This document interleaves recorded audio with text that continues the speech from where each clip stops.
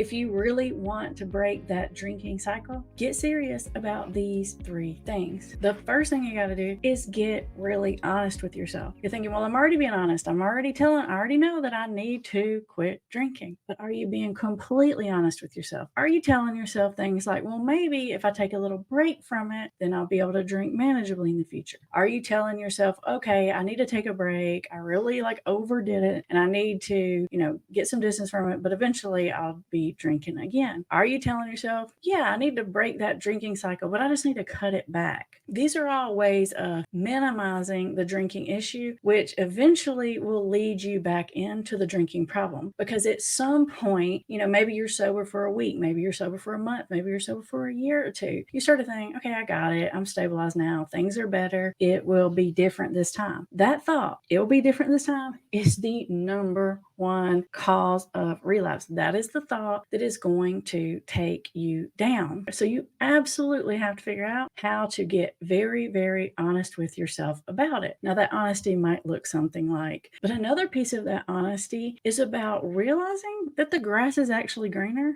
on the sober side. If you will pay attention to what your life is really like sober, you're going to notice that you feel better, your relationships are better, you have more energy, you have more motivation, you like yourself better, you get more stuff done, you make more money, you're more productive at school, all of those things. But you have to actually open your eyes to that. If you keep yourself in that kind of self-pity mindset of, woe is me, and why can everybody else drink and I can't, you actually won't be able to see those things. Even though they'll probably still be there, you won't be paying attention to them. And that will build up on you after a while, because you'll just be feeling like you're missing out, feeling like maybe it was better over there, that there's something over there that you want. It's all about being honest with yourself about why you need to take the break from drinking, about why you need to stay not drinking, and about what life is really like on the drinking side and on the sober side. Now, the next thing you need to do is you need to commit to the process. Now, that means more than just saying, I'm not going to drink anymore. It means committing to do whatever you need to do to make sure you can stay not drinking, which probably